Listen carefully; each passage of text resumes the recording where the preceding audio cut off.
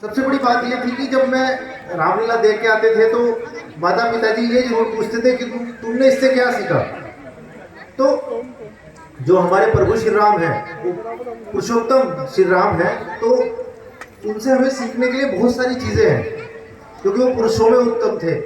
और वो पुरुषों जो हमारे बच्चे हैं, उन्हें पुरुषों में जो उत्तम थे, हमारे जो प्रभु श्री राम थे, उनके माता पिता ने ऐसे संस्कार दिए हैं जिससे वो पुरुषों में उत्तम बने। जो इससे उनकी लीलाएं आज तक हम देखते हैं, उन्हें हम भगवान के रूप में देखते हैं। तो हम जो जितने माता पिता, जितने बहनें, सब जितने भाई बैठे हैं, तो हमें ये देखना है कि जो हमारे बच्चे हैं उनके अंदर भी हम ऐसे संस्कार दें, इतने अच्छे संस्कार दें कि वो भी प्रभु श्री राम के जैसे बन पाए। तो आजकल हम देखते हैं, जैसे आज का जो हम समाज देखते हैं, उसमें हम देखते हैं अनेक प्रकार की बुराई है ना। तो बच्चों को स्कूल भेजते हैं, तो हमें अपने बच्चों पे ध्यान रखना है, हमें अपने बच्चों को देखना है, हमें अपने बच्चों को जो पहले जैसे दादा होते थे, दादी होती थी, वो कहानियाँ सुनाते थे, और उसमें जो कहानी होती थी, जो हम देखते हैं कि पुरानी कहानियाँ होती थी जिसमें अलग अलग बातें होती थी कि ये काम करना है। जैसे अभी हमने भगवान जो भरत जी का वो देखा, तो उसमें भी ये पता लगा कि एक त्याग की बात आई कि भाई के साथ कैसा व्यवहार होना चाहिए, क्या उत्तम व्यवहार होना चाहिए, कि भाई के प्रति त्याग की भावना होनी चाहिए कि नहीं, हम अपने भाई के लिए कोई भी चीज़ त्याग कर सकते हैं। तो जो चीज़ है, जो ये शिक्षाएं हम अपने बच्चों को अभी देते हैं, इन शिक्षाओं को वो ग्रहण करते हैं। बच्चे जो छोटे होते हैं वो एकदम से सीखते हैं, तो जो उनके माता पिता उन्हें सिखाते हैं तो वो उससे बहुत सारी चीज़ें सीखते हैं। तो हमें भी, हमारा ये धर्म बनता है कि जो हमारे बच्चे हैं, हम उन्हें वो सारी चीज़ें बताएं जिससे आगे चल के वो भी एक अच्छे नागरिक बन सके। अब जैसे अब थोड़ी देर पहले जो संचालक थे, मंच संचालक थे, उन्होंने बताया कि जैसे जैसे स्मैक का नशा हो गया, या चरस हो गया, या अनेकों प्रकार का नशा हो गया। तो हम जब किसी को पकड़ते हैं, या हमें बहुत सारे ऐसे बच्चे मिलते हैं जिनके हम जब पकड़ते हैं तो उनके माता पिता को ये पता ही नहीं होता कि उनके बच्चे नशे का सेवन कर रहे हैं। शायद यह पता होता है तो हम उसे अनदेखा करते हैं।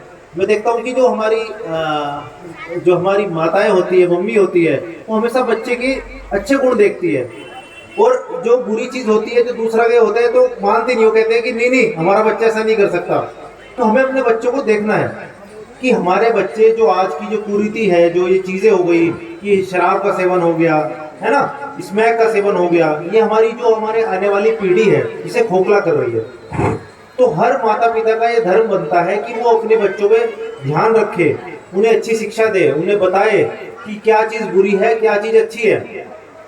हम सब अपने बच्चों को पढ़ा तो रहे हैं, लेकिन हम अपने बच्चों को ये नहीं बता रहे हैं कि क्या सही है, क्या गलत है, कैसा व्यवहार करना चाहिए। अब जैसे श्री राम, जो हमारे पुरुषोत्तम श्री राम थे, वो अपने पिताजी के लिए वनवास चले गए। शायद आजकल मतलब ऐसा कल्पना करना भी दूर की बात है कि कोई बेटा अपने पिताश्री के लिए वनवास चला जाए। तो हमें अपने जो हमारे पुराने संस्कार थे, वो हमें आजकल अपने बच्चों को भी बताना है कि हमें अपने माता पिता का रिस्पेक्ट करनी है। अपने माता पिता की, जब हम पुराने टाइम में थे तो हम जब सबसे पहले उठते थे अपने माता पिता के पैर छूते थे। तो मैं देखता हूँ अब वो जो संस्कार थे, पैर छूने वाले संस्कार खत्म हो रहे हैं। अब मॉडर्न जमाना आ गया है, तो मतलब बच्चे जो होते हैं, माता पिता को कुछ भी नहीं, उठते हैं वो सीधा नाश्ता ही मांगते हैं सबसे पहले माता पिता से कि नाश्ता दे दो हमें। तो हमें अपने बच्चों को अच्छे संस्कार देने हैं। तो जो हमारी आने वाली पीढ़ी है, ये हमारी जिम्मेदारी भी है। और जो ये रंगमंच है, जो यहाँ पर हम प्रभु श्री राम की जो कहानी दिखा रहे हैं, माता सीता की कहानी दिखा रहे हैं, तो श्री राम जो हनुमान जी की कहानी दिखा रहे हैं, ये पूरी जो हमारे जो ग्रंथ है, ये यही चीज़ बताता है कि हमें अपने जो सोसाइटी है, कैसे हमें अपनी सोसाइटी में अच्छी तरह से रहना है, कैसे हमें दूसरों के साथ व्यवहार करना है ना, कैसे हमें अपने पिता, तो ये चीज़ हमें आज के टाइम पे भी बनानी है। तो मैं ज़्यादा नहीं बोलूँगा, यही मैं आशा करूँगा कि जो हमारे नियम बनाए गए हैं, अब मैं देखो थोड़े दिन से, हम क्या 1 महीने की बात है कि 2-3 एक्सीडेंट ऐसे हो गए कि जिसमें क्या हुआ है कि 2-3 व्यक्तियों की जान चली गई। क्यों? सिर्फ उन्होंने हेलमेट नहीं पहना था। और जब हम हेलमेट की चेकिंग करते हैं तो सबका छोटा सा मुँह जाता है एकदम से। बताओ, 500 का चालान काट रहे हैं, 1000 का चालान काट रहे हैं। तो आप ये देखिए कि जिसका बेटा जो मरा है, उस माता के ऊपर कितना मन भारी हो रहा होगा। तो ये सोचिए कि जो आप हेलमेट पहन रहे हैं, अगर हम आपको कह रहे हैं कि आप हेलमेट पहनिए, तो हम हेलमेट पहनने के लिए अपने लिए नहीं कह रहे हैं, उसमें हमारा क्या इंटरेस्ट है आपको हेलमेट पहनाने में। हम तो वहां पर खड़े होकर चेकिंग भी कर रहे हैं, तो आपके लिए कर रहे हैं कि आप हेलमेट पहने। और वो 1000 रुपये जुर्माना नहीं है, वो ये है कि आप हेलमेट नहीं पहना है आपने, इसलिए आपके ऊपर जुर्माना लगाया गया है।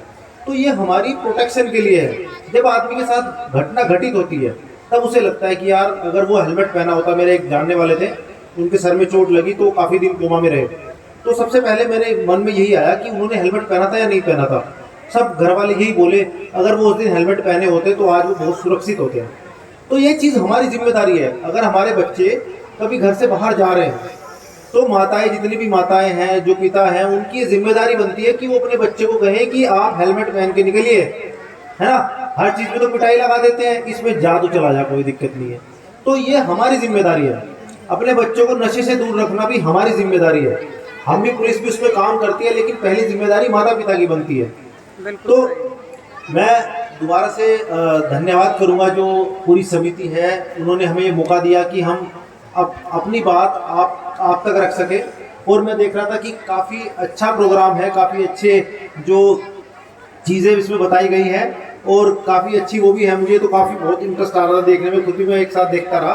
तो मैं आशा करता हूँ कि जब तक पूरी रामलीला चलेगी तो आप इतने ही मन भाव से, इतने ही मतलब हर्ष उल्लास से पूरी रामलीला देखेंगे।